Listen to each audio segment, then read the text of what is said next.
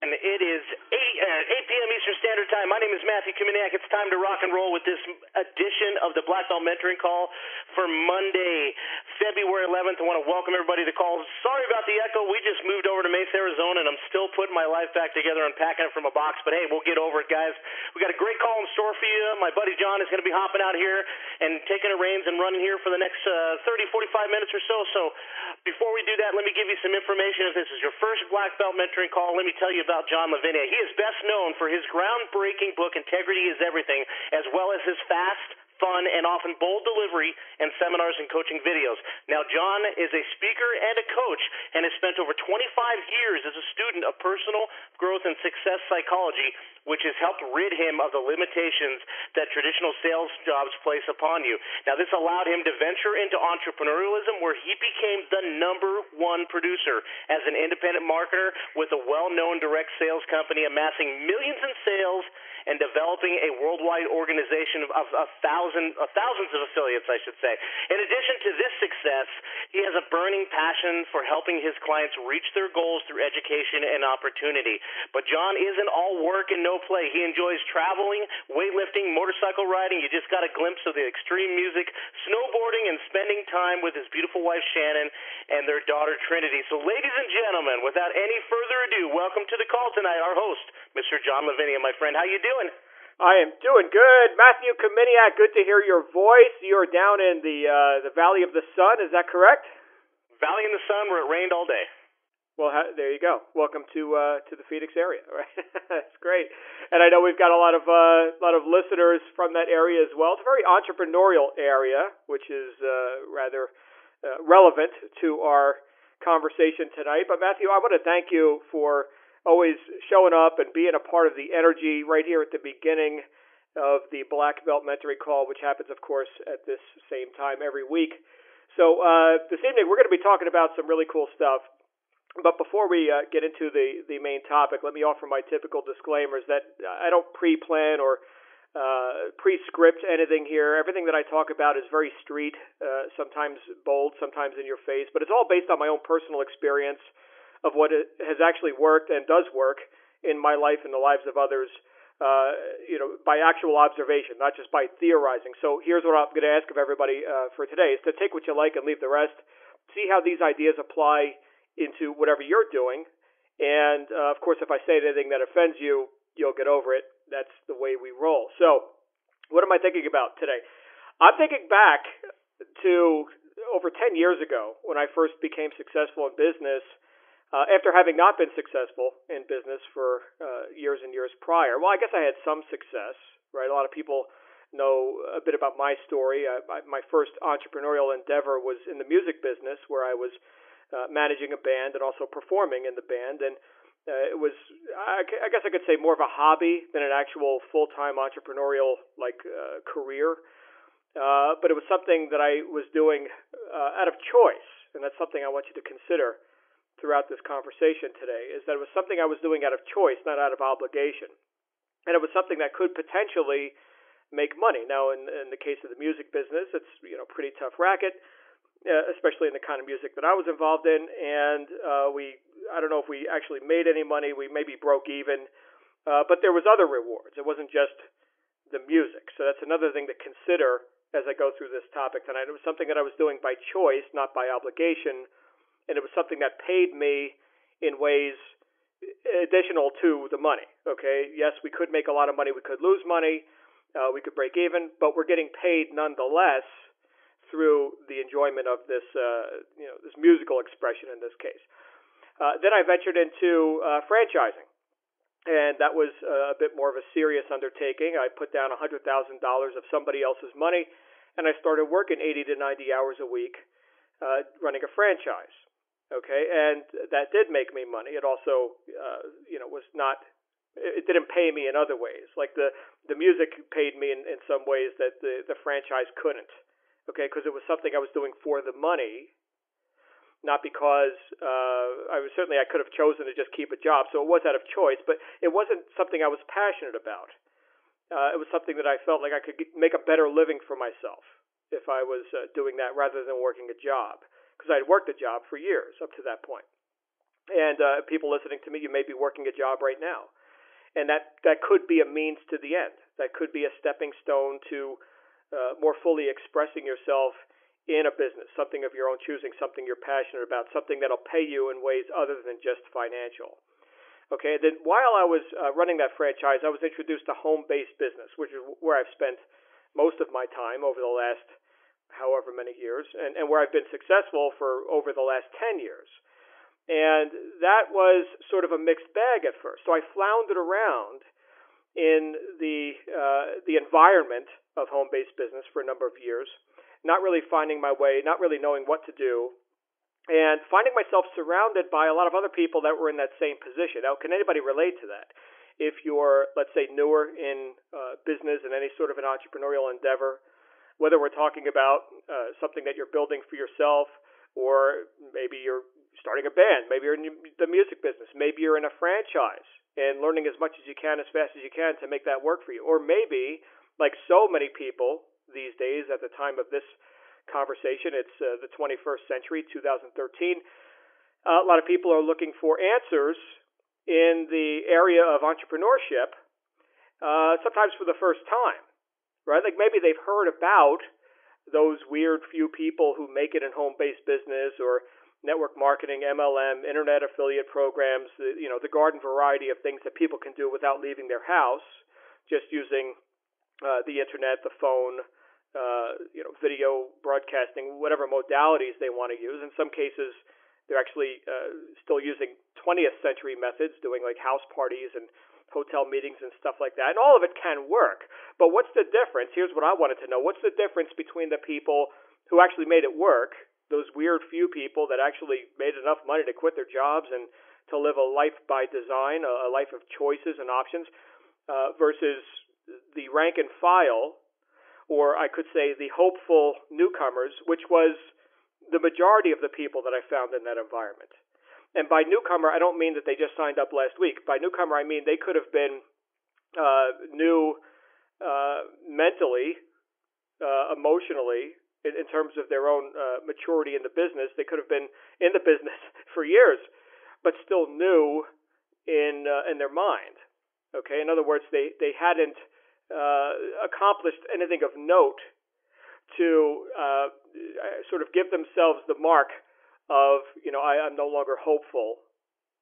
I am now arrived to some degree. I haven't accomplished everything that I intend to accomplish, but at least I know that I can do this. I know I can be successful. And right there is another clue. So listen to what I just said. Knowing that I can be successful. So you see, there was a transition that I had to go through when I was getting back into home-based business after having floundered for years and deciding that I was going to have to make this work for me. There was a transition that I had to go through. And the punchline to all this, which I'll give you right in advance, okay, here it is, and this sort of underscores everything we're going to talk about. The punchline was and is, I can do it too. So I want to expand on that now, okay, because that sounds too simple, right? Well, what do you mean I can do it too? I mean, that sounds like, what is this, a motivational speech? Well, yeah, it's kind of a motivational speech. I kind of had to motivate myself, because here's the thing that I discovered, and I wrote about this in the book, Integrity is Everything. I discovered that there's actually what I could call a success equation or a success flow. There's a certain direction that success flows in. And I want you to check this out for a second. Everybody listening to me right now probably recognizes and can acknowledge that success requires some sort of effort, some sort of action that has to happen. Okay, somebody has to take some action. Now, I shouldn't neglect that, okay, because I know that right now there's a lot of sales pitches and things go around. I get them all day, every day, where you basically do nothing. Okay, you sit on the couch and eat, ice cream and watch television and stuff, and somehow because of this magical guru system or something, you're going to get rich. You're going to get whatever you want. Just pay the money and. You don't have to sell anything, and you don't have to become any more competent at anything. Essentially, you don't have to do anything. We've got this all figured out, you see, and you're just going to come along for the ride. Lucky you. Okay, get in now while it's scarce, the pre-launch, and it's going viral. And anybody hearing my voice has probably seen this sort of thing in your inbox or somewhere on the web. it appeals to the masses, right? Because the masses have more of an I can't sort of mentality. They're indoctrinated heavily into corporatism and ideas like the government should do something about it, and their whole life on autopilot. Other people are taking care of it. Now, it's a very interesting thing. Whenever we assign responsibility to someone or something outside of ourselves, we basically give up control of that thing. So somebody else will be responsible for my ability to sell, my competence at running a business, the way my country is run, my religion, my spiritual development or evolution, my whatever. Okay, parenting even. We'll let the TV do that, right? So it's easy. Okay, as easy as it is to choose to do the right thing, it's even easier to choose to not do it, right? So people find the path of least resistance, and they typically go down that road. And these are typical type sales pitches aimed at those people. These are the same people, by the way, bitching and griping about their circumstances and their victims, and everybody's got it so hard. So I had to come to grips with the idea that success requires action, indefatigably and without question, and not open for debate. It's going to require my action. That's who it's going to require.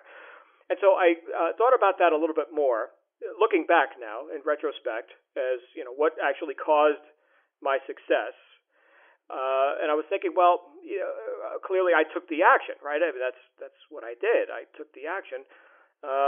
Let's see here. Why didn't other people take action? So I started to think about this, and I thought, well, I was motivated. I was motivated to take the action, right? We can get in the dictionary, right, which is a great book, and we can look up the word motivation, and we can find that it's all about the willingness to act. Okay, great. So if I'm going to have success, I've got to take action. If I'm going to take action, I've got to be motivated. Why was I motivated, though? I've been thinking more about this and going down the rabbit hole here. Well, there's lots of success to be had by lots of different people. Why was I motivated and these other people weren't motivated? Just kind of bumbling around. And I can take this all the way back to childhood. I can think about, the kids I grew up with on the streets of New Jersey. They're still there, and I'm millions and millions of dollars later, and they're still right where they were, in some cases worse off. Why was I motivated to pick myself up by the bootstraps, and they, on the surface, weren't or aren't?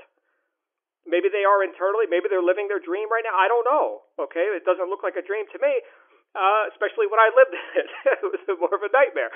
So why was I motivated? And I thought about this, and I came up with an answer. And it was because I had belief. Belief in what? Belief that I could, in fact, if I took the action, I could have a better result. So I had to believe in myself. Back to that phrase, I can do it too. I had to cultivate some level of belief and expectation that if, in fact, I took the action, I could have success. That's where my motivation came from, was from the belief that I could do it too. That life was not excluding me from, all this bountiful opportunity that's all around me, right? Everywhere we look, we can see lack, or we can see the prosperity, the flow, the currency, right? There's money everywhere, right? Money's the economy. It's enormous. Okay, so I just had to come up with a belief that I could do it too. And so looking around and hearing and having gone to lots of seminars and motivational speeches since I made this cognition, since I had this awakening, I realized that a lot of people, speakers, trainers, mentors talk about belief. You got to believe, right? You got to believe. And so I started to think about, well, why do most people not believe then in themselves, in that light at the end of the tunnel? And I think in many cases it comes down to the conditioning or the habitual way of thinking, or lack of thinking, really would be the more accurate way to put it, where they're so accustomed to and so comfortable, as uncomfortable as it is, they're so comfortable in going into agreement with much of what they find very easily in their environment. Like, once again, the lack and the most people are struggling, or most people are not the top producers, right? I mean, after all, the top 1, 2, or 3%, they're still only 1, 2, or 3%, and identifying more closely with the masses. You see, people identify more closely with the mass of people who live in what we could call mediocrity, or in some cases, quiet desperation, right? Same old, right? The way it is, there's nothing I can do about it. Again, that victim kind of, somebody else or something else is more powerful than me. My circumstances, the economy, the government, right? I'm not responsible. They're responsible. Okay, so if we get into agreement with that, what we find is that we filter out exactly the thing we need to build the belief that we could do it too. And here's what it is. Here's how I came up with the belief that I could do it too. I saw evidence. I literally saw it. I put my attention on it deliberately. I saw evidence of other people who had come before me and who were getting a better result than me. And I saw that to the exclusion of all the overwhelming evidence of here's how not to do it. Because like I said before, as easy as it is to do the right thing, it's just as easy or easier to not do it. Right? So I just looked for evidence that what I wanted in my life was actually real in the lives of others. And because that's what, seek and you find, right? So that's what I sought. That's what I found. I found evidence that there was, in fact, the reality of abundance, of success, of top producerhood, right? Of top sales pro. That reality does exist in my environment. And I started looking for similarities with that smaller crowd, okay, that smaller group, those top producers. And then what I realized rather quickly is that because that's how I started to think, I became one of them. And then, of course, people started asking me for my secrets, right? Because, again, it's so easy to go into agreement with the idea that we lack something, that we're not part of that small group of, so-called celebrities or whatever, these special people, and we're not special, and therefore we don't have a light at the end of our tunnel. So the success equation then is success requires action. Action requires motivation. Motivation requires belief. Belief requires evidence. So what does that actually mean? And how does this translate into you and I becoming successful in whatever our chosen calling is? Well, it does come down to motivation. Okay, but it's a motivation that is bigger than just the money. Remember when I talked about in the music business, we got paid emotionally, okay, and with our satisfaction and, having the aesthetic expression of music, and there's lots of pay in that. Working cooperatively with other people, that's pay. That's pay is what that is, okay? But then there's also the money pay, which I think a lot of people have their attention on right now, or probably you wouldn't be in this conversation, right? You're looking to be, do, and have more in the area of your relationship with money. Well, that's cool. Motivation can extend way beyond just how do I get the money? And here's what I mean by that. Remember how I talked about I required evidence in my environment. I had to seek it out, and I had to recognize that these great results, the success, was a possibility for me. Well, guess what happens when you show up as that in the lives of others? So you get to be the evidence. You get to be the light at the end of the tunnel. I do. I get to be that whenever I'm succeeding myself. Whenever I'm demonstrating, here's what success looks like. Aha. So how big, how important then is it for me to succeed? Okay, here's the motivational speech that I have with myself. Well, John, if you fail, right, if you succumb to mediocrity, if you continue to buy your own excuses, if you continue to think that your circumstances are bigger than you, if you continue to try and get to tomorrow's results with yesterday's best thinking and refuse to learn, and practice avoidance in the area of education and learning marketing and sales and all the stuff, the important stuff. Okay, again, I'm talking about succeeding in a business where I didn't have to make the product per se. I didn't have to handle the legal team, right? All this stuff was kind of done for me. All I had to do was get it sold. Okay, well, if I demonstrate failure and lack and mediocrity in that area, am I part of the solution in the eyes of this onlooker who I may not even know is looking? Okay, no, I'm part of the problem. I'm just adding to the statistics of, hey, most people, struggle and fail and don't know what to do and are pathetic, right? So no, you know what? I'd rather have a bullet in my head. I have to be part of the solution here. So my success, with that acknowledgement, my success suddenly became way bigger than just me making money.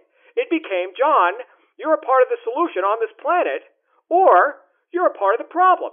You got to choose. Now, how bad do you want it?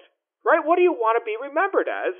When there's a gravestone there's a bunch of people hanging out talking about who this guy John Lavenia was. What is that going to sound like? Stephen Covey talked about this in the 7 Habits of Highly Effective People, talking about significance and meaning and leaving a legacy. Okay, not to get too deep into that. Read the book; it's a great book. Okay, but for myself, right now in this moment, I had to decide, and this is something I did years ago, and I've had to do again and again since. It's not like, well, I've arrived and I could just coast now and be complacent. No. It's constant vigilance.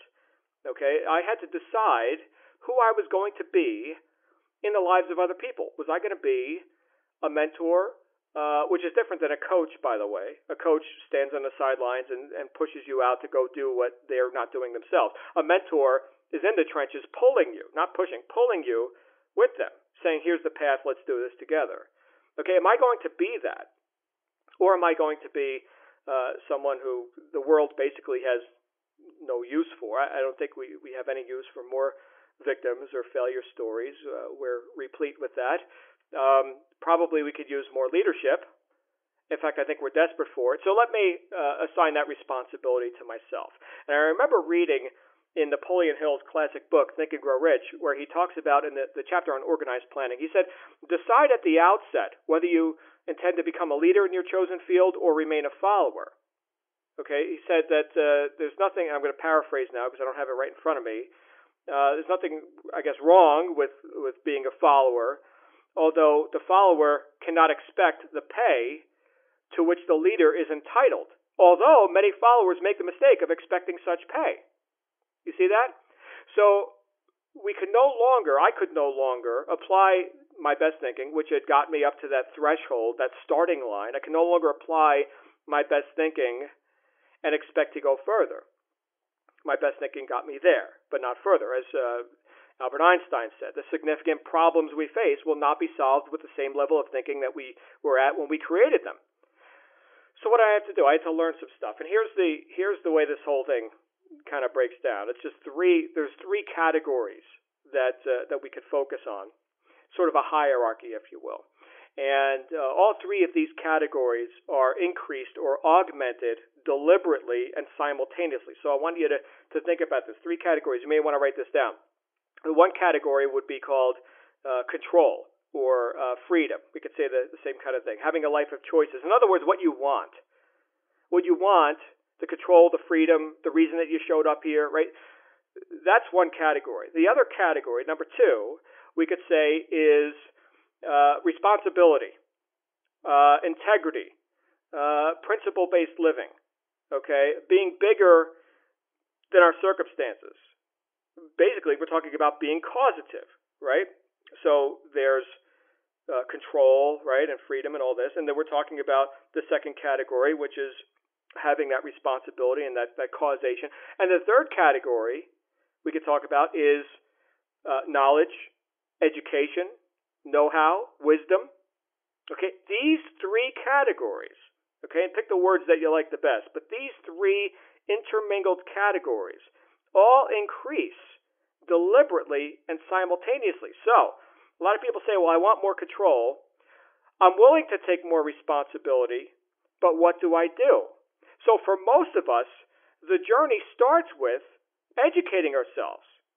If you want more control and more freedom in your life, then you've got to be bigger than your circumstances and take more responsibility and stop giving it away to outside forces. But to do that, you've got to learn some stuff because your best thinking has gotten you here, but not further. Are you tracking with me on this? So what's the most valuable thing we can do then if we want that freedom and control in our lives? We've got to learn some stuff, right? And so what put me over that threshold into no longer being a hopeful newbie, okay, but then becoming the top producer, is surrounding myself and immersing myself in an environment where I can learn as much as I could, as fast as I could, from people who had already walked that path and could enlighten me a bit. Okay, and we can call that modeling, which is a very effective thing that we can do.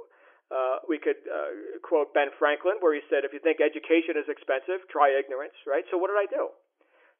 I did whatever I had to do to get around the people who were getting the job done, and the people to whom making a lot of money and succeeding in whatever business I was looking to succeed in was not considered a drudgery, okay, or a striving or a hard thing, but actually it was a natural thing.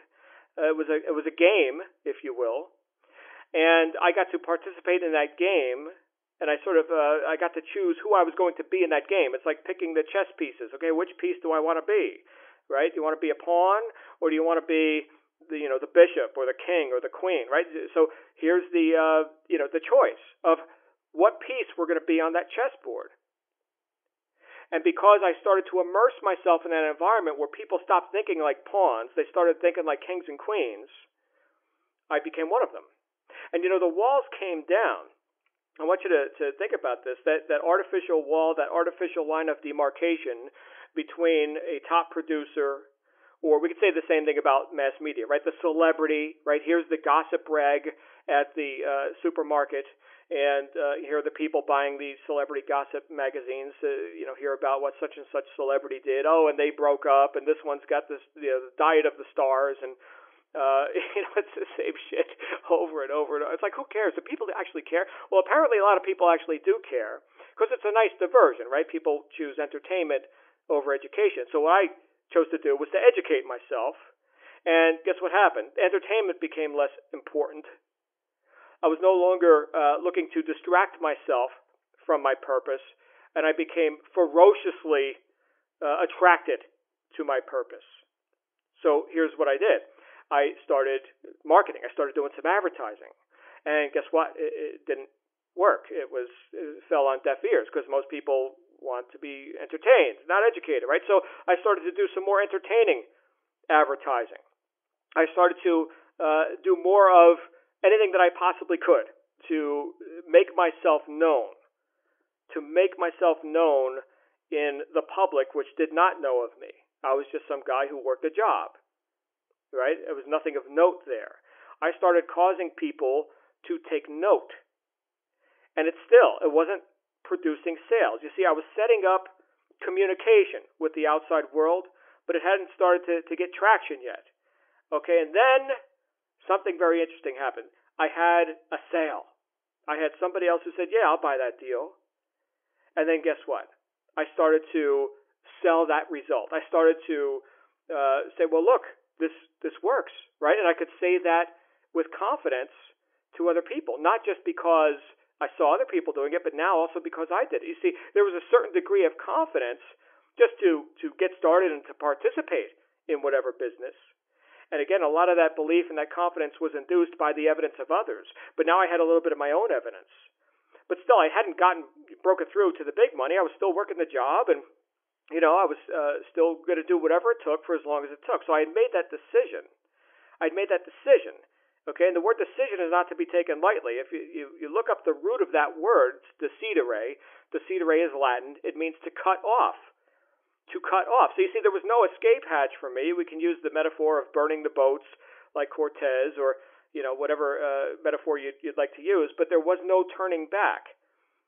It's actually a huge, epic event when somebody makes a decision, and it's always revealed by their actions. And in this case, it was revealed by my actions, because despite the fact that I was working on something and I wasn't seeing the financial pay at first, which would be a bit irrational when you think about it. A lot of people, they go into business, they see a profit in 2 years and stuff.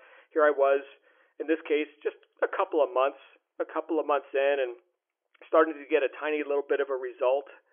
And but still, there was no turning back. Okay, I got to a point where I decided I was definitely going to be a top producer in this chosen field. I was like Napoleon Hill said, I was going to decide at the outset to be a leader. Well, in this case, I didn't decide quite at the outset, and sure enough, I was floundering for a couple of months because I had not made that decision. Okay, that no matter what, I was going to be recognized as a top producer in my chosen calling. Now, here I was a couple of months in, had a little bit of success just by the sweat of my brow, doing more and more of whatever I could just to get the word out. And I got to the point where I realized that I was leaving the herd. I was actually no longer willing to even be relatable to people who would easily go into agreement with things like struggle and mediocrity. Okay, that I was I was into a totally different conversation. You see, the environment that I immersed myself in started to rub off on me. And what's the saying? We get like the people we hang around, and the statistic that your income is the average of your 5 closest friends, right? So I started to get some new friends, you see, and it started to rub off on me. And I got to the point where I sort of in a moment I had this awakening, and it was like, you know what? I don't really give a shit what other people think. Like really, so often when I was a newbie, when I was hopeful, when I was just trying to do it right, I hope I'm doing it right, I hope I can make a sale, right? And that whole conversation that so many people have, I was so concerned with, well, what will they think? How will this affect these other people in terms of, what I'm saying here in my advertisement, or how do I talk to people on the phone, or what I say in doing a presentation, right? Because I wasn't brand new to sales. I mean, I had done some before, but I really, really wanted out of that job. I mean, I friggin' hated it.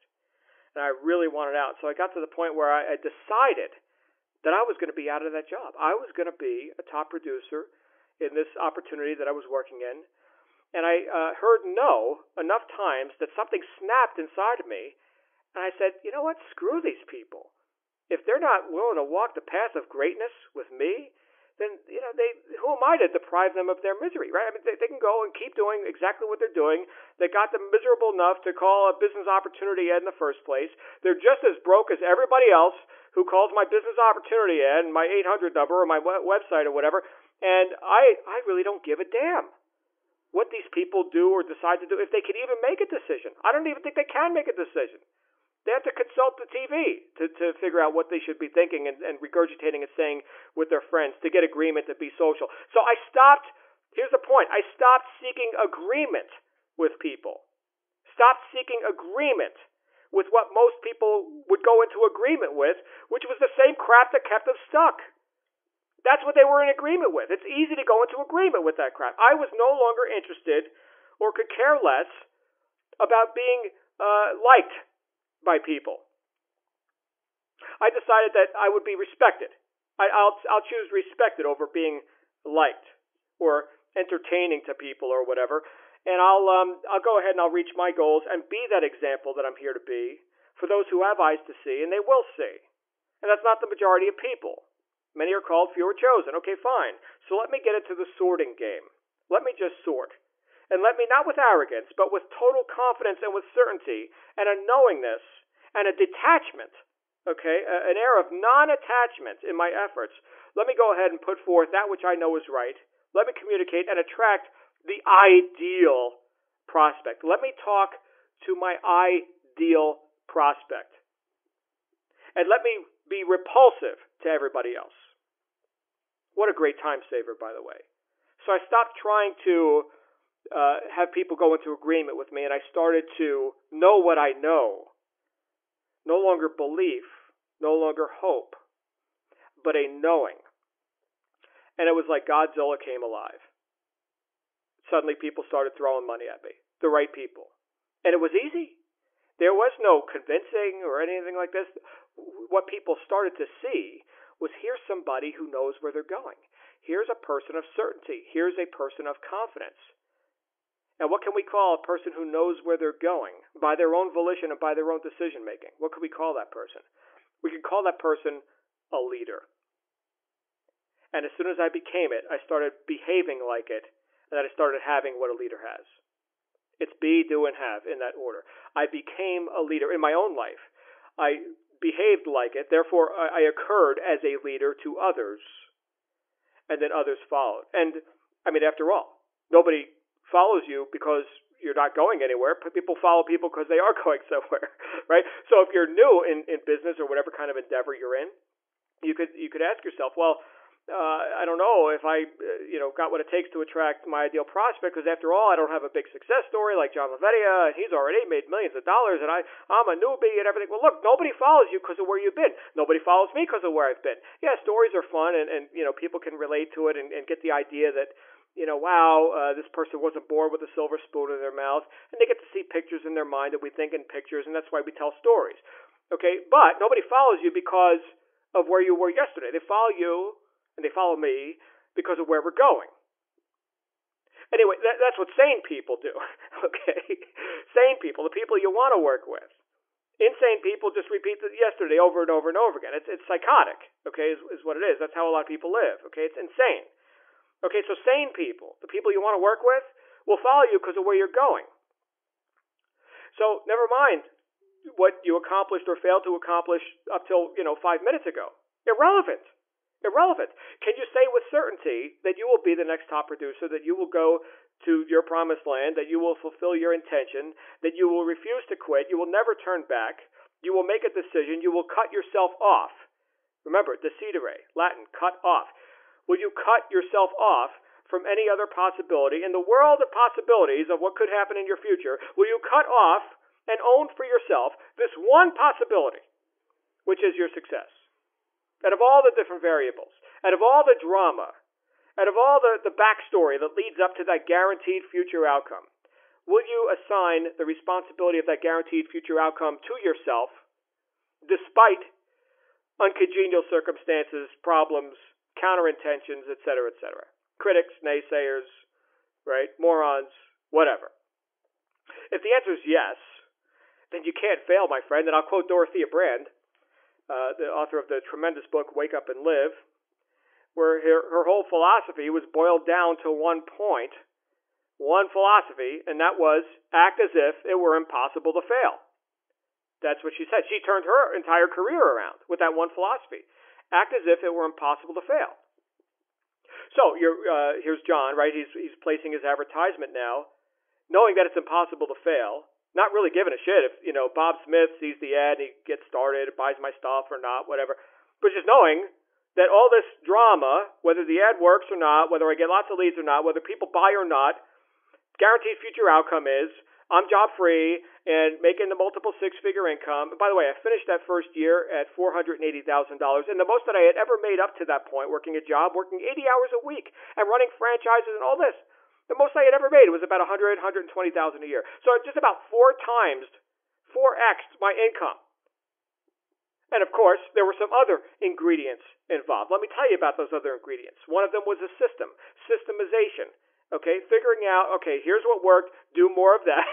Right? It sounds terribly simple. Do more of that and automate any parts of it that I don't have to personally be there for. Now, again, we're talking about years ago, and there wasn't a whole lot of automation that was in use back then. Now we've got even smarter ways of doing things, right? Progress has been made. It's the 21st century. That's wonderful. We got the internet. We got video marketing. I can tell you, I haven't made a phone call to talk to a skeptical prospect in years. I haven't done hotel meetings, in quite a while. It's been about a year since I was doing some seminars for another company. And it was still hard to get traction with those older methods. It could still work, but it is a lot of work. So progress has been made, but there's systemization and automation of anything that we don't personally have to do, one-on-one. And these days, once again, with the web, there's lots of things that we can do without actually being there. It's wonderful. Video, I'll just tell you straight up, now, what I know now, video. It's all about video. Just do videos, lots of videos. And with that air of non-attachment about, how are people going to react to this, right? Understand, you got to polarize your audience, like I was talking about before. You've got to be irresistibly attractive to your ideal prospect and repulsive to the rest. And if you don't polarize your audience, you get ignored. Okay, so that's what middle of the road and attachment and trying to please people, that's what that gets you. It gets you ignored. Okay, so that's one of the things that I had to do was I had to work a system and believe that it was actually going to work, because once again, and I know I've talked about this in other talks and many times, the communication that's happening in the advertisement and the conversation, whether it's on the phone or in a hotel meeting or in a video, the communication that's happening is the smallest part of it is the words. That's the small part. People get so crazy about script writing and, which words should I use and all this. Well, that's the smallest part of it. Okay, the biggest part of it is the physiology, the voice inflections, the body language. If we're looking at a video, right, the facial expressions and all this. That's the biggest part of the communication. So you can't fake this. Some people say fake it till you make it. Well, there's a problem with that. You know you're faking it, right? And so when you know you're faking it, your communication isn't as convicted. Okay, it's still kind of, we could debate it, right? He's saying this, but he really means this. Okay, but when you're convicted, it's like Wallace D. Waddell said in The Science of Getting Rich. He said two different people engaged in the same business activity. One gets rich, the other stays poor. Why? Because the one who gets rich does things in a certain way. The key word there is certain, okay, convicted, confident, okay, not open for debate. Certainty sells. Uncertainty does not sell. Okay, so when you can have a group of people, like in the case of many home businesses, a group of people utilizing a system that's proven to work, and obviously they could see evidence from other people doing it. Now they've got a better shot at succeeding, because that's one thing they don't have to worry about. If in fact they buy into the idea that this is real and it can actually work. That's another pitfall for a lot of people too, by the way, is they just don't believe this stuff is real because their friends think it's not real, and they've been hearing a million times about how nobody makes it in those kinds of things or whatever, and everything's a scam on the web and blah, blah, blah, blah, blah. I'm the exact opposite. I just expect everything to be real. It's like, well, I don't have no reason to lie to people. Why would anybody lie to me? So I get to be a little bit gullible sometimes. But hey, that's the Solomon talked about that. Solomon talked about how integrity could actually be a liability because it's easy for people to take advantage of you. So that being said, I chose to believe that this is working, that this is real, and so that was one hurdle that I didn't have to jump over. Right? I just expected stuff to work, and that's the next clue, if you will, is that I actually expected it to work, despite whether or not this particular ad campaign or this particular follow-up method or this particular part of the system produced a pleasing result or a not pleasing result. What I know is that I'm going to gain better results. I'm going to gain more freedom, more control, because I will be able to learn. Remember what we talked about before? It all starts with learning, education, knowledge, right? So we can take more responsibility for that process and maybe modify systems if I have to. What did I start doing? I started hosting, in this case, years ago, I started hosting hotel meetings and doing it the way I like to do it and attracting people who like the way I like to do it. And I wound up building the biggest, fastest growing team, making the most money. We had like 70% of the company on my team out of a guy who couldn't figure out his ass from a hole in the ground a year or two earlier. So look, no matter where you're starting from right now, just know that you have every opportunity. If you understand the words that are coming out of my mouth, you have every opportunity to make your mark, to make an example of yourself. Because I will tell you, there is so much room at the top. There are so few people, comparatively speaking, to the 7 billion people on the planet. There are so few people that are actually willing to even lift a finger to get out of their own way. It's pathetic. Okay, but what does that mean for you and me? That means there's no competition. There's no competition. Just showing up is 80% of the deal. Here's what I want you to understand. I heard this one of the greatest orators I had ever heard, a guy named Doug Weed, and he was speaking at an event, a conference that we were doing, and he was talking about how he had been communicating with another guy who grew up in a communist country, and they were having bomb raid drills and all this kind of stuff. And when he was a young boy, they also had bomb raid drills here in the United States where the kids would have to climb under the desk in their school, right, in case the bombs fell. I don't know what the desk is going to do, but that's, the Cold War, right, nuclear stuff. And he remembers talking to this guy, and he was so excited that this guy was a millionaire now, okay? He was no longer under the oppression of, communist rule, and they had free enterprise, and they could do all this stuff. And the guy had made millions in business. And they were talking about when they were kids and how they were both going through that same sort of scary experience as children hiding under desks because the other guy's country might, drop nuclear bombs on you or something. And it occurred to, in this case, Doug, where he talked about the story, it occurred to him that so much of financial liberty in terms of you creating financial independence, if that's what you want, so much of that, let's say 80% of that is just having an environment in which there is some degree of political liberty and free enterprise. Like you can actually do business legally. You can sell a product and make a profit. right? So let's say that political liberty and free enterprise is 80% of the game. Right there, we're 80% of the way to our goal of financial independence. Now, what's the other 20%? We got to show up. We learn some stuff. We actually do this stuff. To the exclusion of all the distractions and all the very easy to go into agreement with messages that we can't. That's what it takes.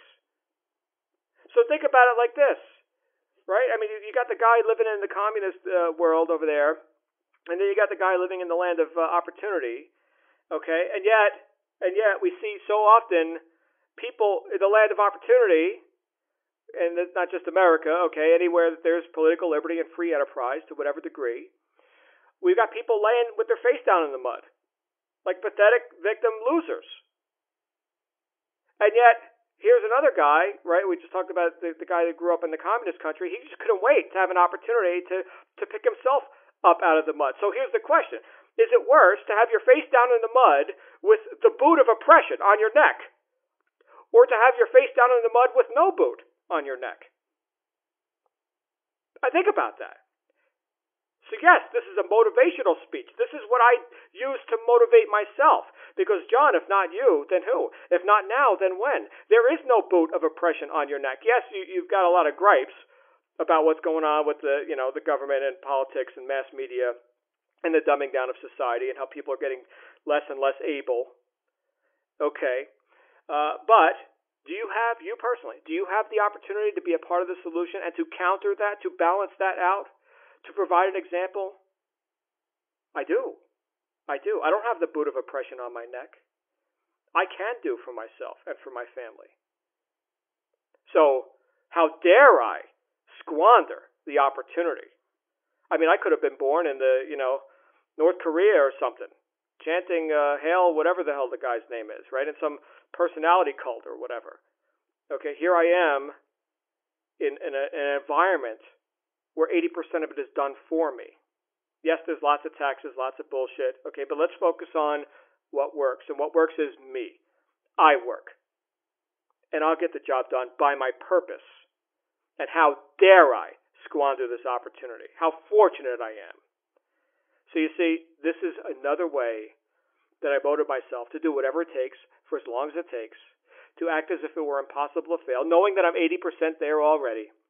And knowing that it would just be shameful for me to squander such an opportunity. Final thing I'll share with you tonight, and then I'm going to wrap up. I remember this story from the Old Testament. It was the story of David and Goliath. Okay, anybody who's ever heard that story? You know that there's this army of people, and then there's Goliath, right? And Goliath's a scary dude, man. He kicks ass.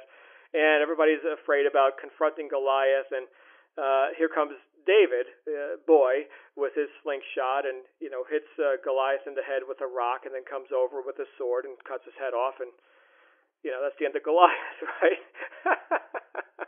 Very nice. Okay, well, here's the rest of the story. Okay, there's a reward for killing Goliath. A reward, you see.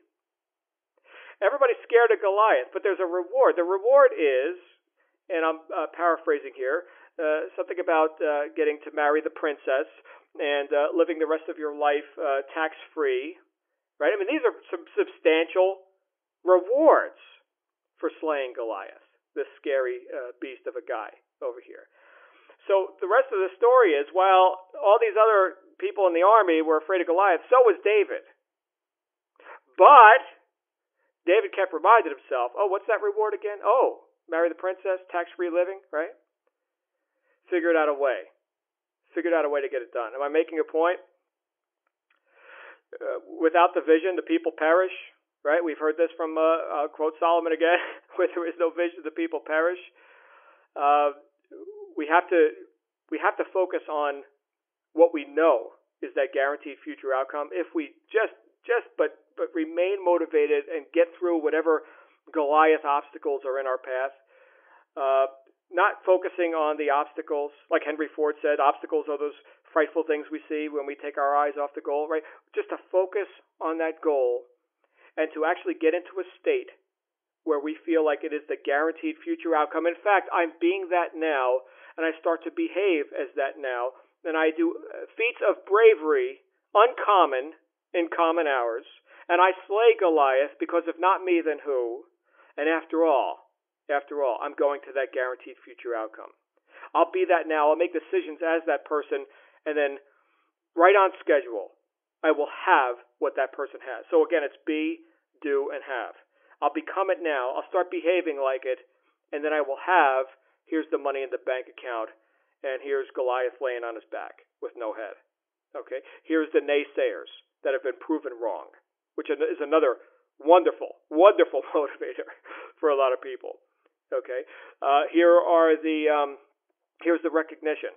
Here is the notoriety. Here are the new opportunities that open up for me now that I've maximized this opportunity and have made myself known. Think about that. Think about what truly motivates you, and see how you can put yourself into the physiological state, not just thinking, okay, but feeling the physiological state of having already accomplished it, and then do the thing you need to do. Place the ad, talk to the prospect, shoot the video. As the guy or gal who already got the result. It's too late to fail. You've already got it. Congratulations. Now go do the thing. Be it, do it, and have it. And with that, I'm going to wrap this up. It's with great respect that I share these ideas with you. Whether you're engaged in a business of your own right now, I mean, this kind of stuff works. We're talking about life here. It works with everything. Okay, so there's what I got for you in this session. And with that, we're going to wrap it up. Matthew, anything you'd like to say before we lock it up here tonight? Not much I could add to that. Excellent. Lots of notes on that from this segue. No, awesome. I'm going to let you run with it. Appreciate it, my friend. Matthew, thank you for co-hosting with me and for making sure the lines are clear and all that. Everybody, I'm going to see you next time on another Black Belt Mentoring Call. If you got some value out of this, feel free to share this with guests next week. This is free every week on the same line, 8 o'clock Eastern. And, of course, I'd love for you to participate in the Black Belt Mentoring Program, which is on special, only $49 a month. And you buy your first issue, we're giving you two. Just go to blackbeltmentoring.com and you can participate in the monthly series. So I'll see you guys next time. Make it a great day. Thanks for being here. Bye-bye.